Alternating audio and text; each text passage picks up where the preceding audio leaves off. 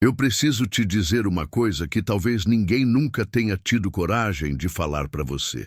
Existe uma forma de orgulho que não aparece como arrogância. Ela não se apresenta com soberba, não levanta a voz, não caminha com os ombros erguidos. Ela aparece exatamente ao contrário. Ela se esconde atrás de frases como "não sou digno", "quem sou eu para ter isso?", "Deus vai prover na hora dele". Ela se disfarça de fé, se disfarça de espera, se disfarça de humildade. E é justamente por isso que ela é tão perigosa. Porque enquanto o orgulho comum é fácil de identificar, esse orgulho espiritual disfarçado, passa por décadas inteiras dentro da sua vida sem ser confrontado. E enquanto ele permanece, você continua estagnado, explicando a sua paralisia com vocabulário bíblico, convencendo a si mesmo de que é humilde quando na verdade está apenas com medo. Fica comigo até o final desse vídeo, porque o que você vai ouvir aqui tem o poder de mudar o curso da sua história. Não estou falando de motivação barata. Estou falando de uma revelação que, quando entra fundo, nunca mais deixa você ser o mesmo. Pensa comigo por um momento. Você já conheceu alguém, ou talvez você mesmo seja essa pessoa, que vive repetindo que não quer aparecer, não quer ser vaidoso, não quer correr atrás de dinheiro porque dinheiro corrompe, não quer pedir promoção porque parece orgulhoso, não quer cobrar o que vale porque soa ganancioso. E no fundo, lá no fundo, quando a noite cai e o silêncio bate, essa pessoa sente uma dor enorme de ver a vida passando e não conseguir entender por quê. Essa dor tem um nome. Ela se chama auto-engano sagrado. É quando você usa a linguagem da fé para justificar a inação. Quando você usa o nome de Deus como escudo para não precisar se expor, não precisar arriscar, não precisar crescer. Quando a sua humildade é, na verdade, uma armadura protetora contra o fracasso, porque se você nunca tenta, nunca falha. Se você nunca sobe, nunca cai. Mas eu preciso que você respire fundo e me escute. Isso não é fé. Isso não é humildade. Isso é orgulho com roupagem espiritual. O orgulho verdadeiro não é só "eu sou melhor que você". O orgulho, em sua essência mais profunda, é a recusa em ocupar o lugar que Deus designou para você. É dizer com as suas atitudes, não com as palavras, que você sabe mais do que ele sobre o que você merece, o que você pode e o que é certo para a sua vida. E olha o paradoxo fascinante. Tanto o arrogante quanto o falso humilde estão cometendo o mesmo pecado. O arrogante diz: "Eu não preciso de Deus, eu chego lá sozinho". O falso humilde diz: "Não preciso tentar, Deus vai resolver". Os dois estão colocando a própria vontade acima do propósito divino. Os dois estão, cada um à sua maneira, recusando a responsabilidade que Deus colocou em suas mãos. A Bíblia não diz que Deus vai voar sobre a sua vida e depositar propósito enquanto você dorme. Ela diz que Ele é o Senhor das colheitas e que colheita pressupõe plantio. Ela diz que os talentos foram dados para ser multiplicados e que o servo que enterrou o talento por medo foi chamado de mau e preguiçoso, não de humilde. Mateus 25. Você conhece essa parábola. 3 servos recebem talentos. 2 investem, multiplicam, prosperam. O terceiro esconde. E quando explica o porquê, diz que tinha medo, que conhecia o Senhor, que era cuidadoso. Soa familiar? Esse servo não foi elogiado pela sua cautela, foi repreendido pela sua inação. Pergunta que não quer calar. Você está enterrando os seus talentos com uma pá benta? Agora eu quero entrar num nível mais profundo, porque isso não é só uma questão espiritual, é também uma questão da mente. E quando você entende os dois juntos, algo se quebra por dentro de um jeito que liberta. O subconsciente humano é basicamente um arquivo. Tudo que você viveu, ouviu, sentiu e absorveu desde criança está armazenado lá, funcionando como um sistema operacional invisível que roda em segundo plano e governa as suas decisões, as suas emoções, os seus padrões de comportamento. Tudo isso sem que você perceba conscientemente. Agora me diz, o que foi gravado no seu subconsciente sobre dinheiro, sobre sucesso, sobre visibilidade, sobre merecimento? Se você cresceu ouvindo que rico não entra no reino dos céus, sem o contexto completo dessa frase, seu subconsciente gravou uma equação simples e devastadora. Prosperidade é pecado. Se você viu adultos sendo humilhados por terem ambição, seu subconsciente gravou: querer muito é perigoso. Se você foi elogiado quando era pequeno e discreto e reprimido quando se destacava, seu subconsciente gravou: aparecer é errado. E então o que acontece? Você cresce, você tenta, mas toda vez que uma oportunidade real aparece, algo dentro de você freia. Você adoece na hora errada, procrastina sem entender por quê, autossabota o negócio que estava indo bem, recusa a promoção, cobra menos do que vale, diminui a sua visão para que ela caiba no tamanho da sua crença sobre si mesmo. E quando alguém pergunta, você responde com uma bela frase espiritual: Deus está me preparando. Ainda não é a hora. Prefiro ser humilde. Mas a verdade que dói, é que o seu subconsciente está protegendo você do sucesso, porque o sucesso para ele é uma ameaça. E ele usa a sua fé como justificativa para isso, porque a fé é o único argumento que você não questiona. Isso não é fraqueza de caráter. É um mecanismo de proteção que um dia fez sentido e hoje está destruindo o seu futuro. E a primeira coisa que você precisa fazer é parar de chamar esse mecanismo de fé e começar a chamá-lo pelo nome verdadeiro: medo. Medo disfarçado de espiritualidade. Provérbios 11:2 diz: com o orgulho vem a desonra, mas com os humildes está a sabedoria. E durante muito tempo eu interpretei esse versículo de forma incompleta. Achei que humildade era sinônimo de pouco, de invisível, de quieto. Mas não é isso. Humildade bíblica não é ausência de ambição, é alinhamento com propósito. É reconhecer de onde vêm os seus dons e usá-los com gratidão e intencionalidade. É dizer: Senhor, o que o Senhor me deu, eu vou usar com tudo que tenho para a glória do Senhor e para o bem das pessoas ao meu redor. Isso é humildade. Não é esconder o talento, não é recusar a plataforma. Não é viver de scarcity quando Deus mesmo declarou que veio para que você tivesse vida e a tivesse em abundância. João 10:10. O próprio Jesus não foi discreto. Ele curou em público, ensinou multidões, virou as mesas do templo, usou autoridade, confrontou líderes religiosos. Disse explicitamente quem era. E ao mesmo tempo lavou os pés dos discípulos, chorou diante do túmulo de Lázaro, serviu sem deixar de reinar. Humildade não é diminuição, é serviço com poder, é grandeza com consciência, é ocupar o seu trono para poder servir melhor ao reino. Agora me deixa fazer a pergunta mais honesta desse vídeo. Em que área da sua vida você está usando a linguagem da humildade para evitar o desconforto do crescimento? Não responda rápido. Fica 1 segundo com essa pergunta. É no negócio que você nunca abre porque não é hora?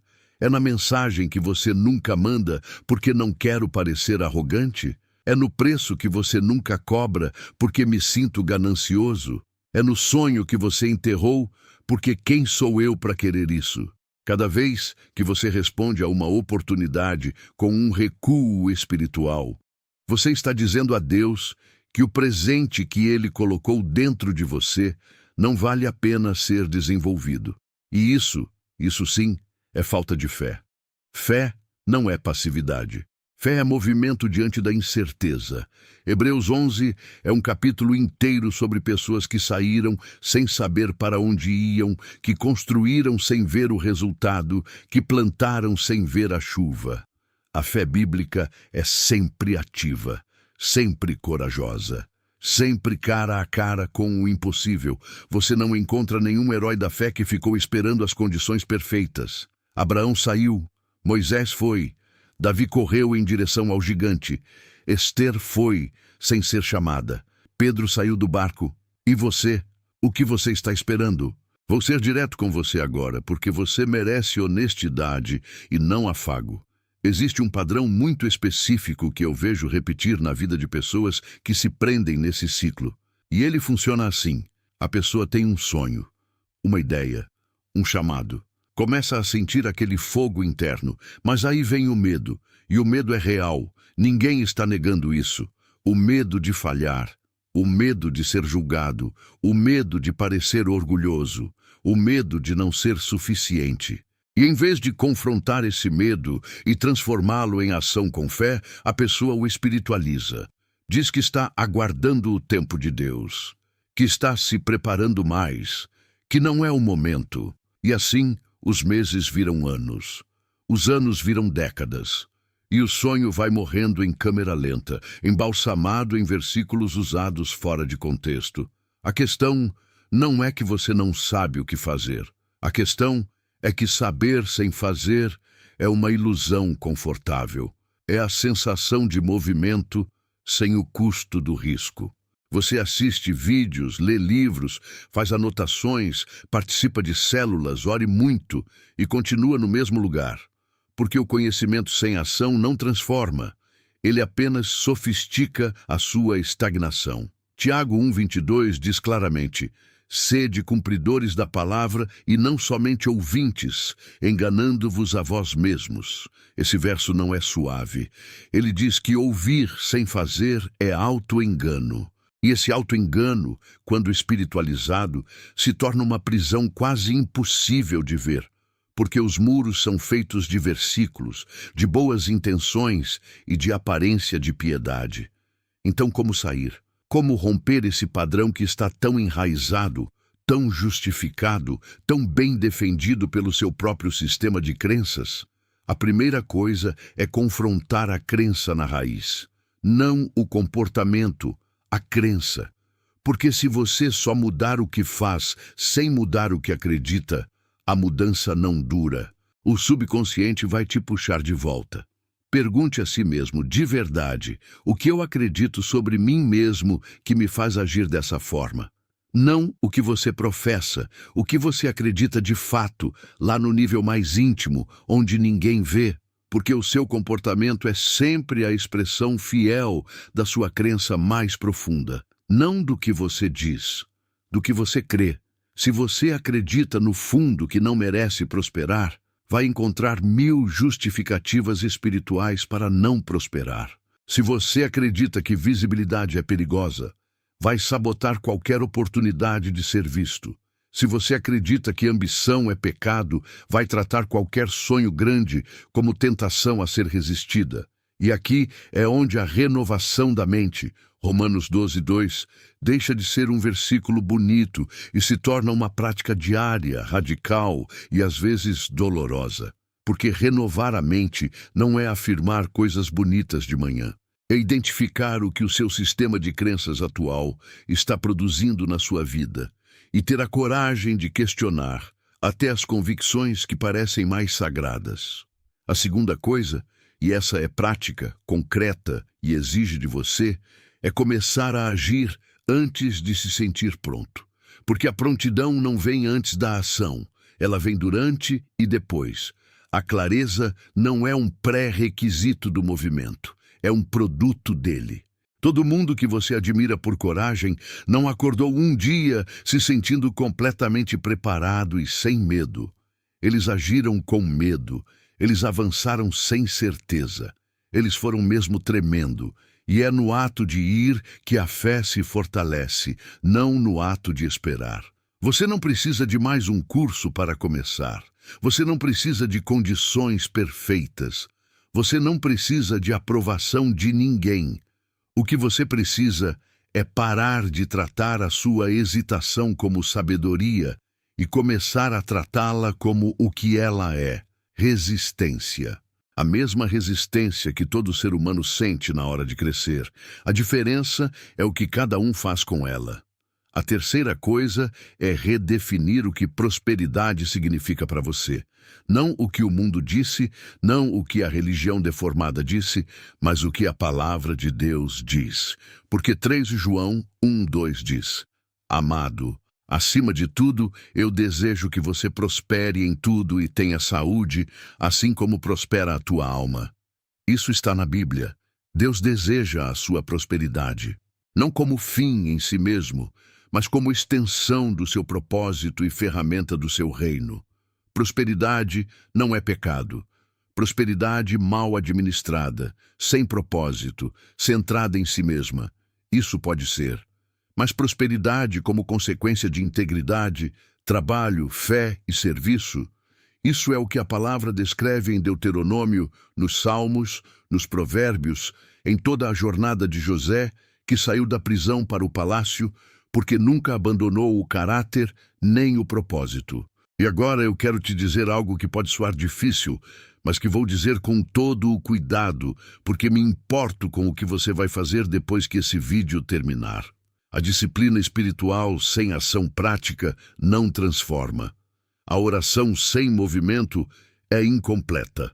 A fé sem obras é morta. E não sou eu quem disse isso primeiro. Foi Tiago, capítulo 2, versículo 18.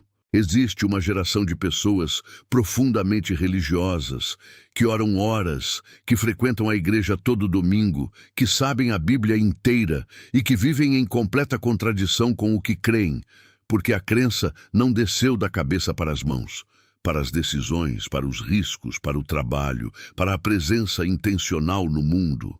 Fé que não se vê nas suas escolhas não é fé, é conteúdo, é informação, e informação sozinha não muda a vida. O que vai mudar a sua vida é o momento em que você decide, de verdade, internamente, com comprometimento real, que vai parar de usar a espiritualidade como anestesia e vai começar a usá-la como combustível, porque é para isso que ela foi dada. A sua fé não foi dada para te confortar na inação. Foi dada para te capacitar para o impossível. Pensa na sua vida daqui a 10 anos. Não a vida que você imagina se nada mudar, porque se você continuar repetindo os mesmos padrões, terá os mesmos resultados. Pensa na vida que é possível se você deixar que o que foi plantado em você finalmente seja cultivado de verdade. Que impacto você poderia causar, que vidas você poderia tocar, que família você poderia transformar, que recursos você poderia movimentar para o reino, que legado você deixaria. Porque é disso que se trata. Não é sobre você ficar rico, é sobre você ser fiel ao que foi depositado em você. É sobre aparecer diante de Deus no final da jornada e ouvir muito bem, servo bom e fiel.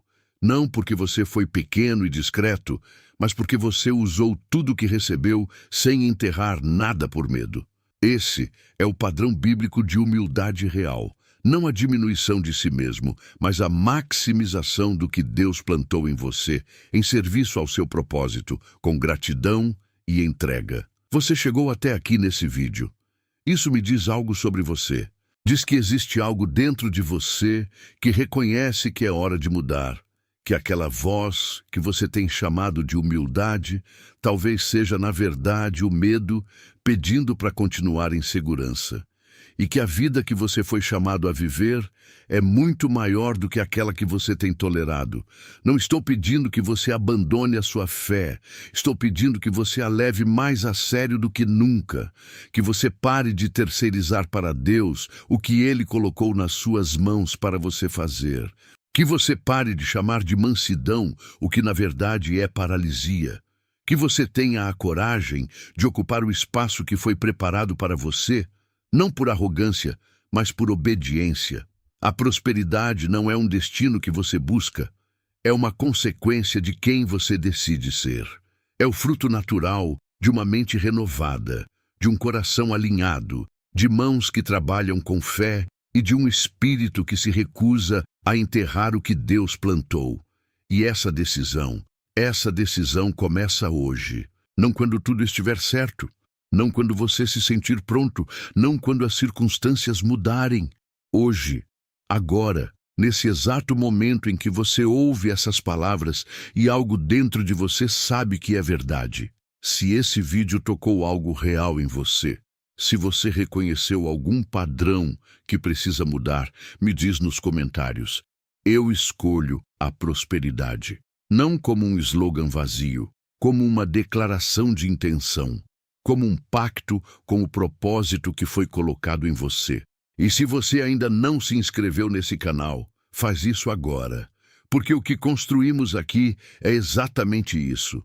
Uma comunidade de pessoas que levam a fé a sério o suficiente para agir, que não se contentam com espiritualidade de vitrine, que querem transformação real, profunda e que dura. Inscreva-se, ative o sino, compartilhe esse vídeo com alguém que precisa ouvir isso hoje. E lembra, você não foi criado para se esconder, você foi criado para frutificar. Que Deus honre a sua coragem de sair do esconderijo.